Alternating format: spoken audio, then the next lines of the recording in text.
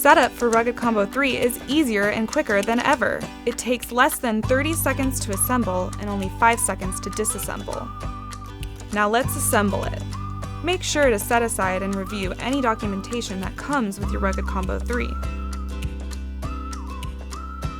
Place your iPad inside the case and press down on all 4 corners to secure it. Make sure the camera and camera opening are lined up. Pull out the adjustable kickstand and fold the keyboard downward. And type away. It's that easy. If you'd like, you can store your Logitech crayon in the holder in the magnetic latch. Now you're ready to get going. Disassembly is easy and quick.